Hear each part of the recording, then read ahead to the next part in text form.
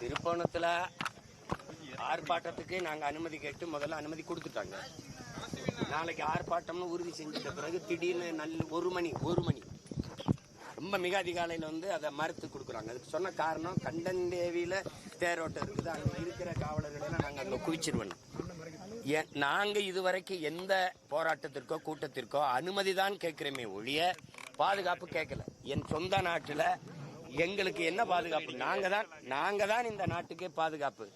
எங்களுக்கு என்ன பாதுகாப்பு? நாங்கள் காவல்துறையிட்ட அதிகாரிகள்கிட்ட கேட்கறது அனுமதி தான், பாதுகாப்பு அல்ல. பெர்மிஷன் தான் கேட்கிறோம், ப்ரொடெக்ஷன் கேட்கல.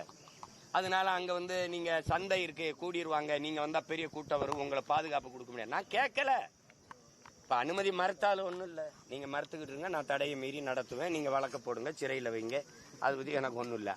ஆனா இது அது காட்டாற்று வெள்ளத்தை நீங்க என்ன பண்ண முடியும்? சும்மா கற்களை போட்டு குவிச்சு தடுத்துட முடியுமா என்ன? அதுக்கெல்லாம் நான் நாளைக்கு குறிச்சபடி ஆர்ப்பாட்டம் நடக்கும், அது நடக்கும்.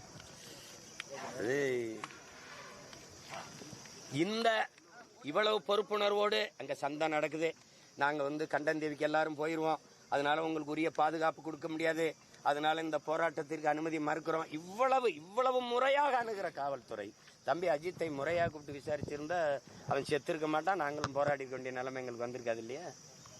இப்ப காட்டுற இந்த முறை, உங்க நேர்மை, ஒரு நியாயமான அணுகுமுறை, இதையெல்லாம் அவனுக்கு விசாரிச்சு காட்டிருக்கலாம்ல. 1000 கேள்வி வச்சிருக்கேன், அதை நீ அங்க இல்லைனாலும் ஒரு ஒரு மொட்டை மாடியில் ஏறி நின்னாலும் பேசிடுவேன், நீ ஒன்றும் பண்ண முடியாது. தலைவர் விஜய் அவர் தலைமையில அவர் தான் முதலமைச்சர் வேட்பாளர்ன்ற மாதிரி சொல்லியிருக்காரு. அப்ப அவர் கட்சினா அவர் தான் அன்னைக்கு இருப்பாரு. இப்ப நீங்க 4 முனை போட்டின்னு சொல்லக்கூடாது, நாங்க தனித்த முனை. நீங்க இங்க இந்த நிலையில அவங்க சரியாதான் சொல்றாங்க, மும்முனை போட்டின்னு. எங்க கொள்கையில அவங்களுக்கு ஏதாவது சம்பந்தம் இருக்கா? மொழி என்று யாராவது பேசுவாங்களா? இந்த கட்சி பேசுமா?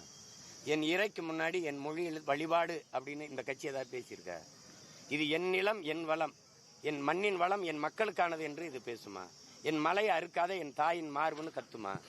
மண்ணை அல்லாத என் தாயினுடைய நதிங்கிறது என் பூமி தாயின் ரத்த நாளங்கள், அதை சிதைக்காதேன்னு இது பேசுமா? தம்பி நீங்க தான் கேள்வி எழுப்புனீங்க, ஏதாவது இந்த கட்சி பேசுமா?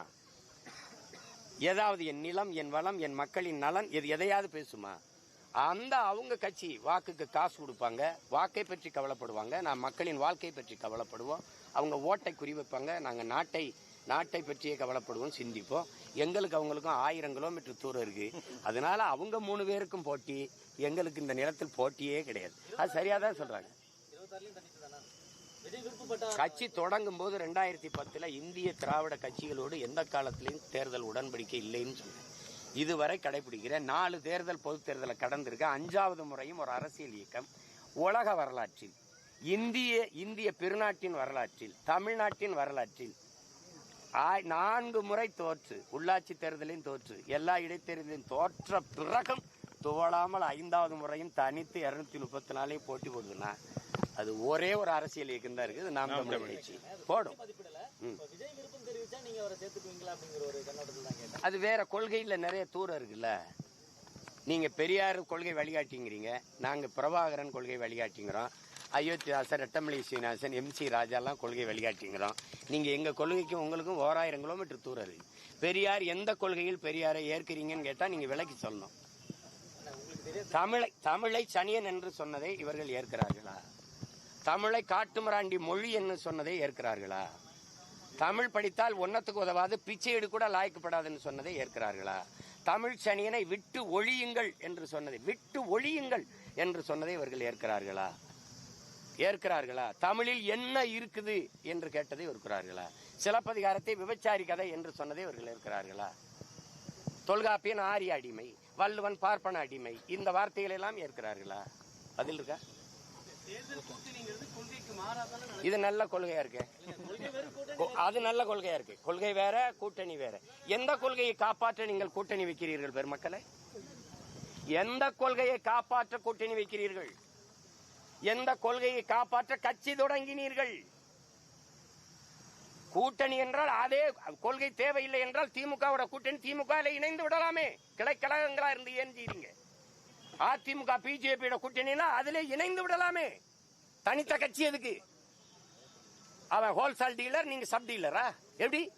அவன் மொத்த வியாபாரி, நான் வாங்கி கூறு கட்டி விற்பேன். இதான் இங்க அரசியல் விடுதலைக்கு நிக்கிற பிள்ளைகள். நாங்கள் அரசியல் வியாபாரம் செய்ய வரல. 2க்கு ரொம்ப தூரம் இருக்கு, புரியுதுன்னு நினைக்கிறேன்.